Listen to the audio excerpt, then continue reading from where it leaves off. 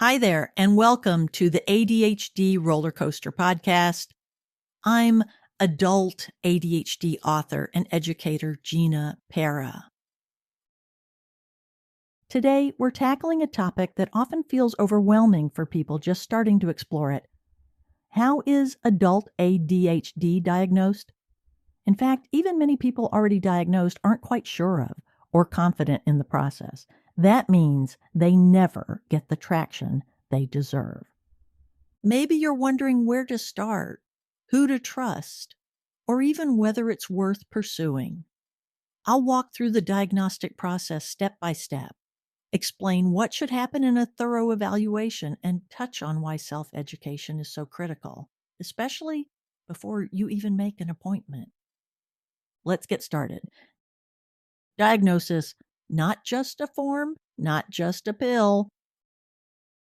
For many people, getting an ADHD diagnosis seems like a formality.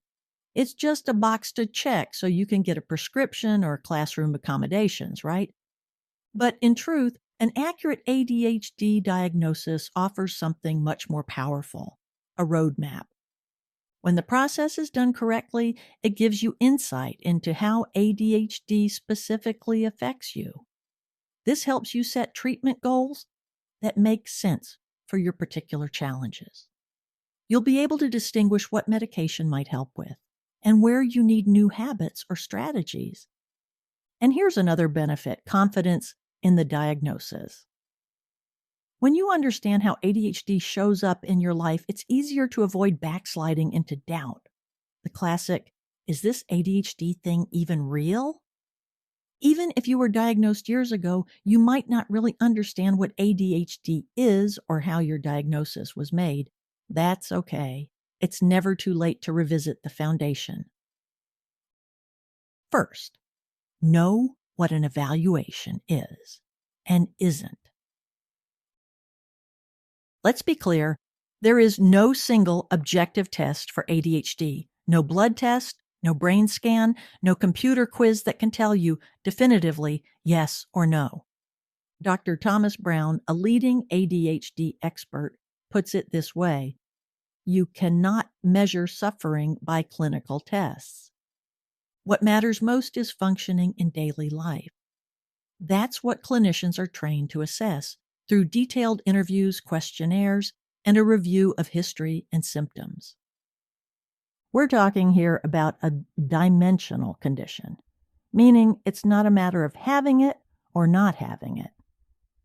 Everyone procrastinates sometimes. Everyone gets distracted. The question is, to what degree and with what consequences? A good evaluation looks at the intensity and impact of your symptoms across time and settings. It rules out other explanations like anxiety, depression, sleep disorders, or trauma.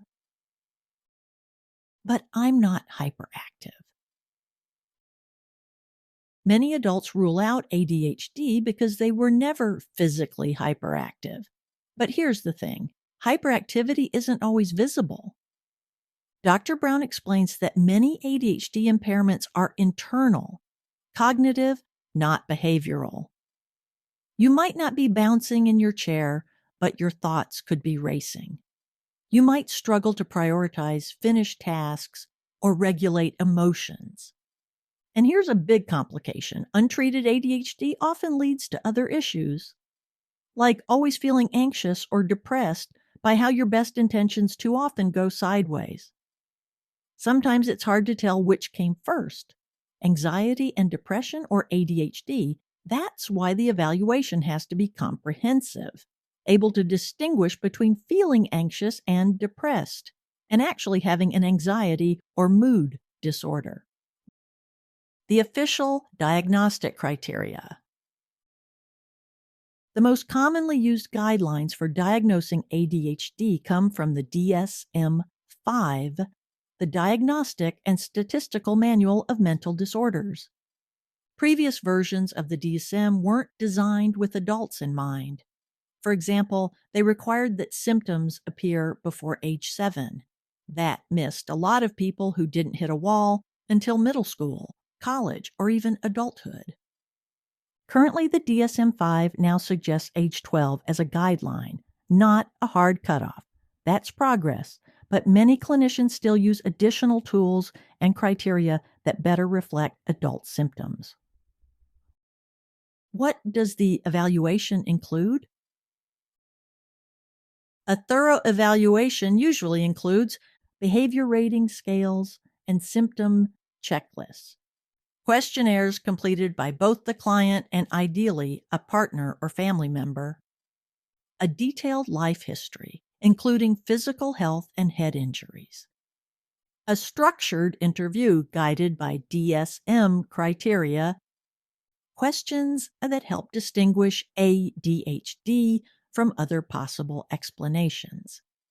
The clinician should also put a strong emphasis on evaluating executive functioning in daily life. Not necessarily with tests, but with detailed questions about your daily reality. For example, holding a job, managing finances, maintaining relationships, parenting, completing chores, driving safely, and staying healthy. This is not a 5-minute appointment. It's a careful, layered process. Is the evaluation different for women? ADHD in women often goes undiagnosed or misdiagnosed. Why? Because it can look different than it does in boys or men. Hyperactivity might show up as talkativeness or mental restlessness. Many of these girls are perfectionists, working overtime to stay on top of things. That effort might be fueled by anxiety. But when the pressure becomes unsustainable, they crash and are told they're depressed. Hormonal fluctuations also play a big role for women, yet this is often misread as mood instability or PMS. That's why some experts use special tools to evaluate, such as the Self-Assessment Symptoms Inventory, or SASI. It goes beyond standard criteria to look at time management, eating patterns, parenting, and more. You can download this tool for free at my blog. Look for the link in this podcast description. Choosing the right professional. Who can perform the evaluation and make the diagnosis? Psychiatrists and some other medical professionals. Also psychologists. And some therapists with advanced degrees, LCSW, MFT, etc. But having a license isn't enough. You want someone who understands ADHD in adults and who uses a structured, evidence-based approach. When searching for a clinician, ask open-ended questions. What is your evaluation process? What forms do you use and why? How do you incorporate third-party feedback? How did you develop your ADHD expertise? You're looking for professionals who stay current, attend high-quality conferences, and rely on research-based tools. Names like Barkley, Brown, Weiss, Ramsey, Nadeau, and Robin should ring a bell for them. The real danger is misdiagnosis. It's worth emphasizing one of the biggest risks is seeing ADHD challenges as being caused by something else instead. When clinicians mistake ADHD for depression or anxiety, they treat the wrong thing, and it can make ADHD worse. Yet treating ADHD properly can sometimes reduce or eliminate those coexisting symptoms. That's why a rush diagnosis is risky. ADHD can mimic many things, and it can also exist alongside other conditions. A clear, layered diagnosis helps ensure you get the right treatment. I've always found that when the criteria is clearly met for ADHD, it's best to maximize ADHD treatment first, then see what's left. If you try to treat ADHD and what is perceived as another diagnosis, such as autistic spectrum disorder, a mood disorder, or anxiety disorder, you might just end up confused and stuck. Where to start? Self-education. Before even booking an appointment, get informed. Know what a thorough evaluation looks like. Learn the vocabulary. Understand what's at stake. This will help you to ask better questions, spot red flags, fill in gaps if the professional isn't as ADHD savvy as you'd hoped. In fact, my online training program, Solving Your Adult ADHD Puzzle Foundations, walks you through the evaluation process in depth. You get visual breakdowns of the DSM criteria, an interactive worksheet to help identify your symptoms over time, step-by-step guidance on what to expect from an evaluation, guidance in distinguishing ADHD itself from poor coping responses developed over a lifetime of living without diagnosis, tools to help you find a qualified professional. Learn more at my training platform.